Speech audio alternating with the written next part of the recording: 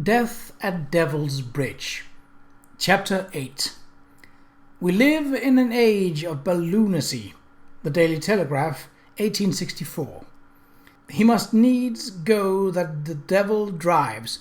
William Shakespeare. All's well that ends well. Well, what do you think? Bradford asked, as he and Charles left the group of drivers and walked toward the balloon. Who invited the contestants? Charles asked. You? Bradford shook his head. Dunstable. He thought a bit of rivalry would stimulate them to their best performance. A bit of rivalry? Charles raised his eyebrows. Bateman and Ponsonby have been at each other's throats since the exhibition at Tunbridge Wells. Dixon despises both of them for reasons that have very little to do with racing, and all three are amateurs. They're no match for Albrecht, who have been winning races in Europe for the last 2 years. What is he doing here at Bradford, and why is he driving your Daimler? Dunstable is looking for publicity for his Daimler patents. He thought Albrecht would attract the attention of the newspapers and motoring magazines. He plans to ride with Albrecht and share in the glory when he wins. And Albrecht is driving my Daimler because it is fast and well maintained thanks to Lawrence. Well, Charles said mildly, with Albrecht in the race there is no contest. But with regard to the exhibit, there's something else I need to mention to you, Bradford. The villagers are still quite upset about old Jessoper's death, according to the vicar. I wish the vicar would stop his infernal gossiping, Bradford burst out angrily. The vicar is only reporting the villagers' concern. They cannot understand why there was no inquest into the old man's death, and many resent the fact that their annual harvest feast has been turned into an automotive exhibit. In retrospect, I wish we had not combined the two events. Some are likely to stay away, and some of those who come will bear a grudge and may cause trouble. But we've already combined them, Bradford said with a dark frown, and should any please to stay away, they are certainly welcome. The many gentlemen who will come from Colchester and Ipswich to see the motor cars will more than make up for a few villagers who might have to come to toss a coconut or dance at a county jig. His voice became half mocking. We are here to introduce the men of the future to the machine of the future, Charles, and to invite them to seek a share in the coming wealth of an industry yet unborn. You mean, Charles observed, unsmiling, that Dunstable intends to sell them shares in his enterprises. I hope that you have not become his agent. Bradford's frown became a scowl. And is there something wrong with that arrangement? I cannot believe that you, of all people, agree with my father's antique notion that a peer's son should hold himself above business and industry, or that a man, simply because he will inherit a title, should refuse to participate in the industrial growth of the country. Whatever you think of Dunstable, you must admit that security no longer lies in lands and rents, but in portfolio of commercial shares. Of course I don't hold with the old view, Charles replied, but you must admit, Bradford, that Dunstable's patent monopolies are clearly fraudulent. They are not the sort of... But Charles's objections to Dunstable's schemes were drowned out by the sound of an approaching carriage. It proved to be a hired gig from the railway station, driven by a red-haired, ruddy-faced young man in a Norfolk jacket and a golfing cap. His companion, a square-jawed man with deep-set eyes, a high forehead, and a serious expression, was formally dressed in a morning coat, wing-collar cravat, a hat, and carried a leather portmanteau. The young man jumped down from the gig. I say there, he cried exuberantly, is this where the motor car exhibition is being held tomorrow? It is, Bradford said. I am Lord Marston, one of the organisers of the event, and this is Charles Sheridan, whose estate this is. And you are Old, of Autocar magazine, the younger man said loudly. He stuck out his hand. Sam Holt, here to cover the exhibit in Chase. Indeed, Mr. Holt, Bradford said, shaking the other's hand. I have been expecting you. He turned to Holt's companion. And this gentleman is Mr. Royce, Charles said warmly. Had I known the time of your arrival, Henry, I should have sent someone to the station. He turned to Bradford. Mr. Royce is an electrical engineer with a reputation for manufacturing electric cranes of quality and reliability. When I told him of my plan to use electric power at Bishop's Keep, he offered to stop in and have a look and offer his suggestions. Royce bowed slightly. Actually, he said, it was your report of Lady Catherine's miniature roses that caught my interest, Sir Charles. I'm rather keen on gardening. But I seem to have come on a busy weekend, he added, glancing around. There is to be a motor car exhibit tomorrow. Indeed there is, Bradford said genially. Do you have an interest in motor cars, Mr. Royce? I inspected both the Daimler and the Benz at the Crystal Palace exhibit, Royce replied, but I must say that while the concept of the petrol engine is intriguing, the machines I saw were flawed by careless workmanship. He spoke with a quiet authority that did not invite a challenge. Bradford darkened and Charles smiled. Mr. Royce has an eye for engineering detail, he said, and a passion for mechanical perfection. If you and Harry Dunstable really want to improve your Daimler, you could do no better than to consult him. Dunstable, snorted Royce. I hardly think so. Holt's head turned toward the line of vehicles along the gravel drive. Those are more the cars that'll run the chase. I say devilishly good, gentlemen. Smart, bound to get the notice. Bradford relaxed. We expect several other vehicles for the exhibit. Charlie Rolls' Peugeot will be here, of course, and a Panhard, newly imported from France, a D. Dion steam tractor, and an offered electric car, and a motor bicycle, all available for inspection, he gestured. After the event, you will be provided with aerial photographs of the chase. The 4 drivers are willing to be interviewed, of course. You will especially want to talk to Herr Albrecht, who will be driving a Daimler. My Daimler, that is. Holt stroked his chin. Aerial photographs, eh? Now that's a novelty. Well, yes, certainly shall interviews from the drivers, especially Herr Albrecht, from Mr. Rose too, he grinned. Maybe he'll take me for a flight in that balloon. Where do you predict the balloon will land? Royce asked with interest. If this westerly wind holds, Charles said, it will carry us towards the coast, 15 miles to the east. Unfortunately, the boggy terrain was likely to complicate their landing, and beyond was the channel. If he and Rolls were not careful, they might find themselves on their way to France. Landing wasn't the only worrisome thing, actually. The chase itself now struck him as a precarious scheme. If the wind increased, the balloon would rapidly outdistance the motor cars with ease, and even under ideal conditions, the drivers would have to pursue in a roundabout way through lanes that were little more than cart tracks. It would be a lucky thing if any of the vehicles were to finish. Royce seconded his unspoken thoughts. The balloon might arrive at the coast, but the flimsy, ill-engineered contraptions I see here are not likely to go that far. Perhaps, Mr. Royce, Bradford said glacially, you could build one that might fare better. His tone suggested that the possibility was remote. Royce did not appear to notice the sarcasm. At the present moment, I am fully occupied with more productive engineering work. If I were to become interested in automotive design, however, I can assure you that the Royce motor car would be vastly superior to those here. Take the steering as an example. The tiller serves perfectly well, Bradford said. Rather too well, I understand it, Royce replied. There is a problem with oversteering. I should think a wheel might offer better control, as on a yacht.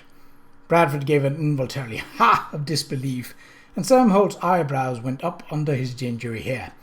Sure of yourself I am, Mr. Royce, he asked. I shouldn't be so quick to doubt, Charles said. As a matter of fact, some European racing drivers are experimenting with that very concept, I predict. Damn it all, Marston, cried an angry voice. Charles turned to see a tall, stern-looking man in riding clothes striding toward them. Have you any idea the ruckus those deuced motor cars have caused this morning? Charles was not surprised by the violence of Squire Thornton's speech. His neighbour was a man of passionate temperament, and it appeared that he had been tried beyond the limits of his endurance.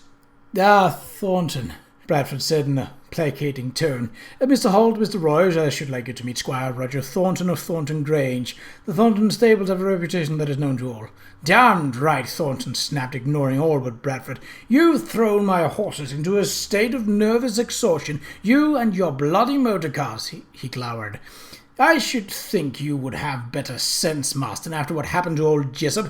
The entire district is still in uproar. Harry Hodson and the doctor may call it what they like, but the people believe your motor car frightened the old man to death.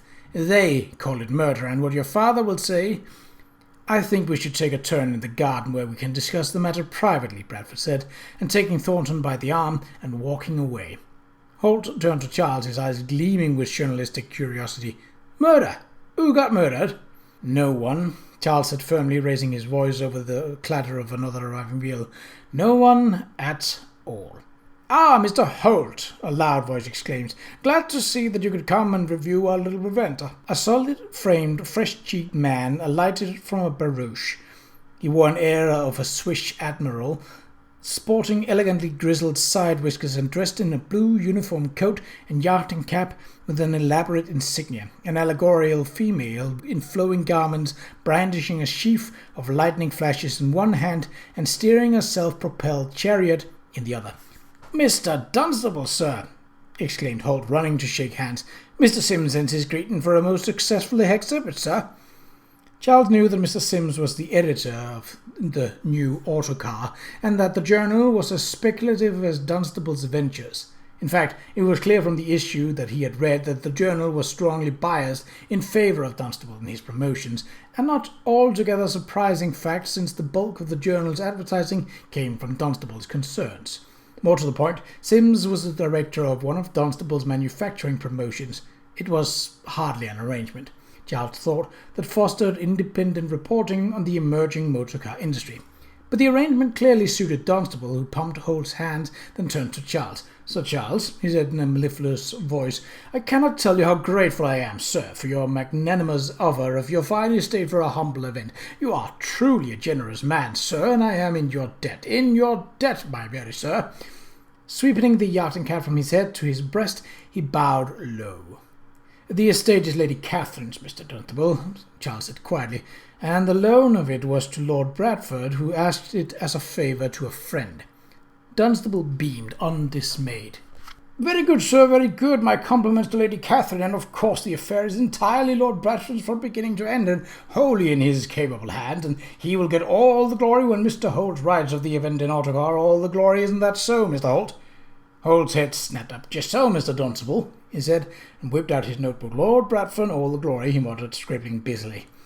Dunstable replaced his cap, straightened his jacket, and turned to Henry Royce. "And you, my dear sir," he said smoothly, "you are a prospective motor car owner, I take it. You have come to the right place at the right time. Oh, yes, indeed, I must say, sir. Tomorrow you shall be privileged to see the most amazing performance. I believe I can add, without fear of serious contradiction, that the Daimler will exceed every expectation for speed and road performance, should you wish to purchase this exceptional machine."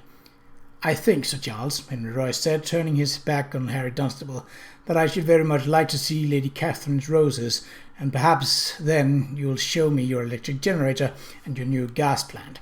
"I'm sure Mr. Dunstable will forgive me," Charles said thankfully. "Lady Catherine will be delighted to walk us through the garden." "Ah, yes," Royce said with a sidelong glance at Dunstable. "That would be most refreshing." It was nearly 10 that night before Kate could speak privately with Charles in their bedroom. She had spent the afternoon outside, watching the lively panorama with a great deal of interest, taking note for Beryl's story. By dusk, half a dozen other vehicles had driven up the lane with a great clatter of pistons and odour of burning petrol. Workers were preparing for tomorrow's feat, as well as raising the flower show tent, hanging bunting and banners, and erecting amusements and a bandstand. And all the while the tethered balloon was rising gently, a rainbow-hued mushroom, out of the centre of the green croquet lawn. "Your luncheon was quite successful, I thought," Charles said, wrenching off his tie. Kate smiled as she brushed her long russet hair.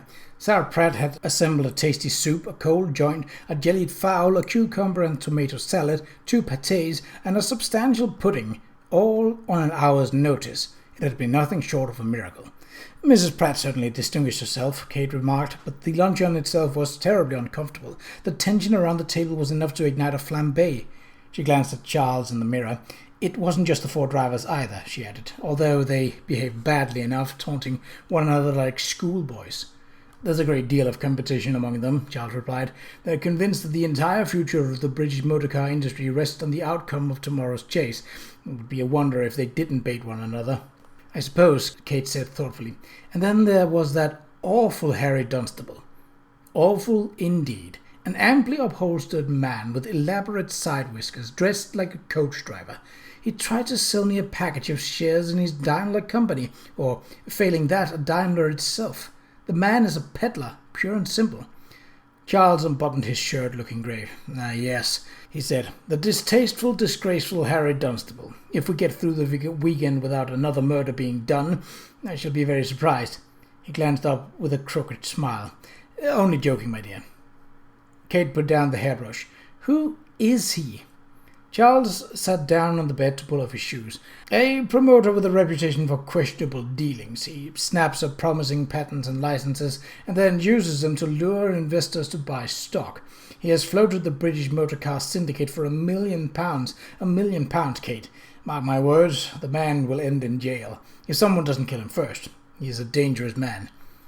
Dangerous because he now has control of virtually every major automotive patent, Charles said grimly. He has cornered the market, so to speak, but his companies are simply bubbles.